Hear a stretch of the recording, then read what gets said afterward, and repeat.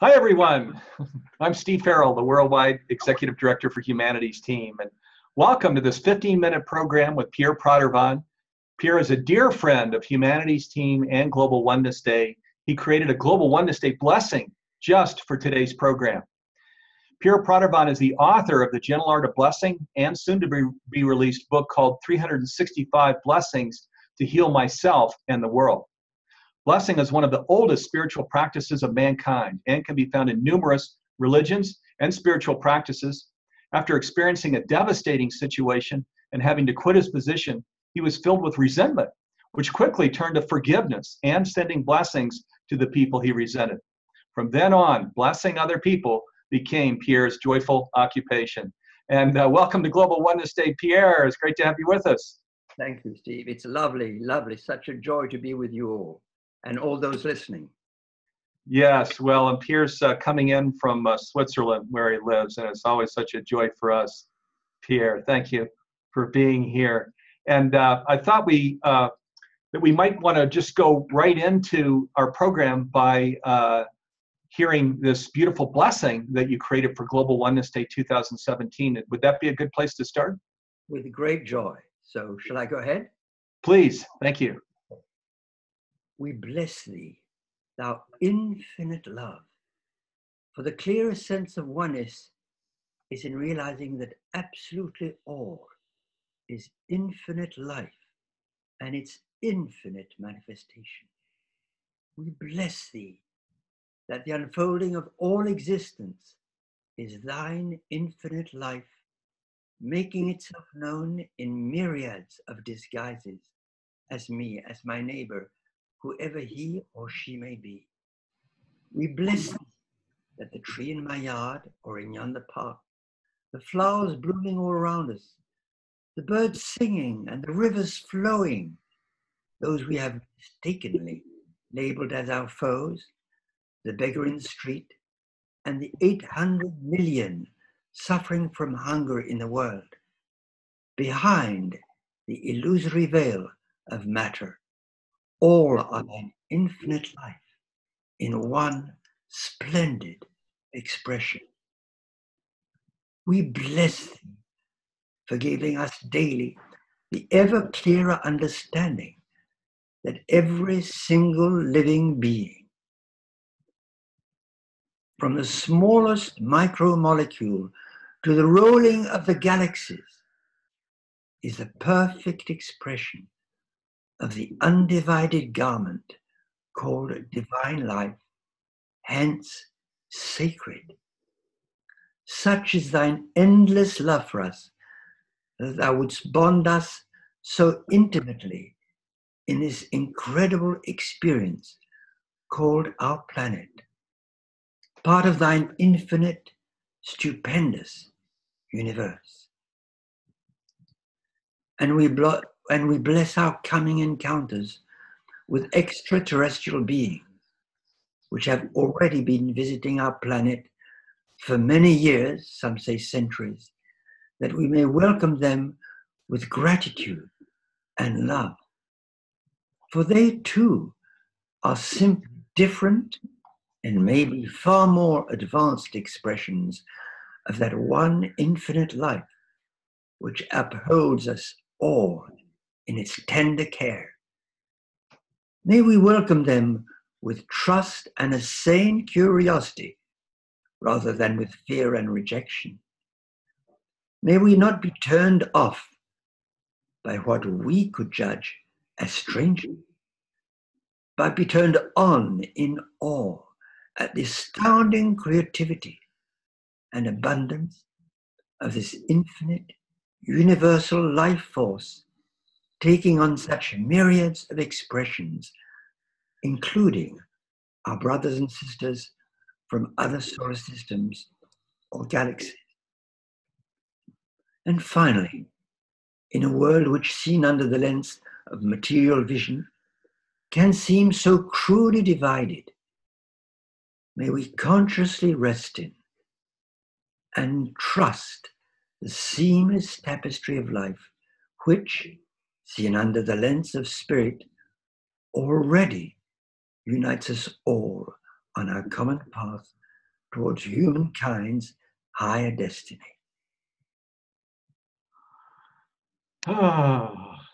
Oh, that was astounding, Pierre. So let's just breathe into that here for a moment to really feel into the fullness of that blessing.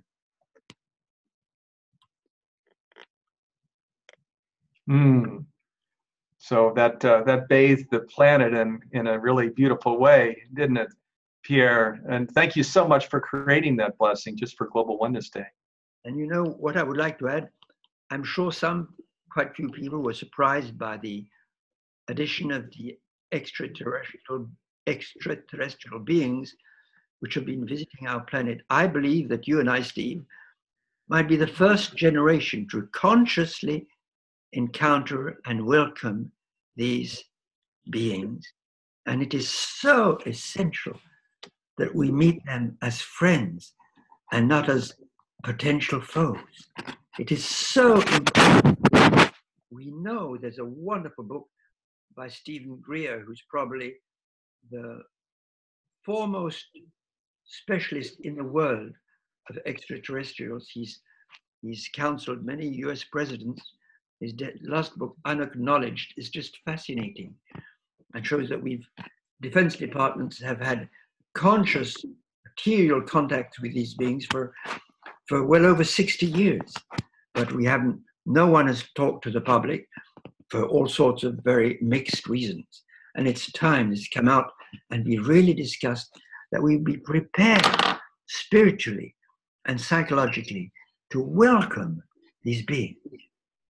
Yeah, well, absolutely. And as you know, we certainly agree with you. And it just doesn't seem like the height of arrogance to look out at the galaxy, out at the cosmos, and to think that, gosh, we are the only planet with life. It would be astounding to think that way. So, and of course, our theme is oneness, that we're all emanations of one thing.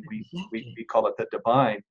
And this is true for these beings of light from other regions in the cosmos, and it's beautiful welcoming them. Why would they not be a part of this whole awakening, shift, transformation that's occurring here on the planet?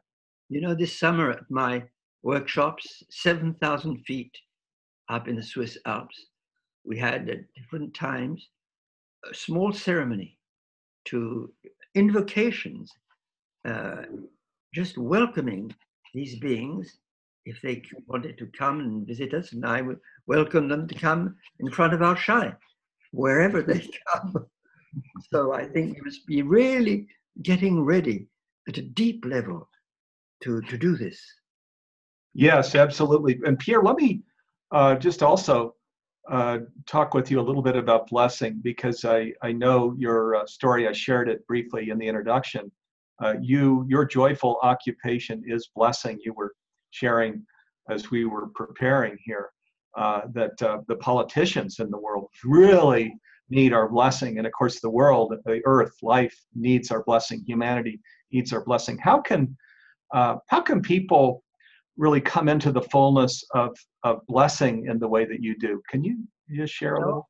I think one of the most important lessons I've learned on my spiritual journey in the recent years is that every single person on earth is at their highest level of consciousness.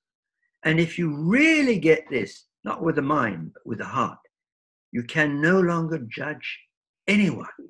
From the very first day Donald Trump was presented himself as a candidate for the presidency, I started blessing him.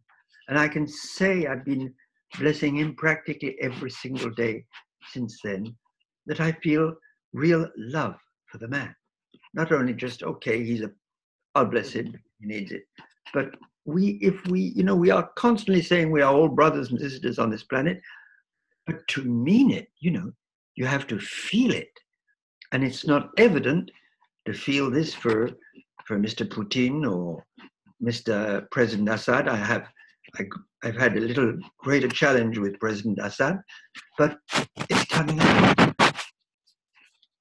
Yes, and Pierre, what I got, of course, you wrote the book, The Gentle Art of Blessing. There's also this beautiful video on YouTube, The Gentle Art of Blessing. And pardon that noise, viewers. I'm not sure what that is, but fortunately it's only occurring here just a little bit.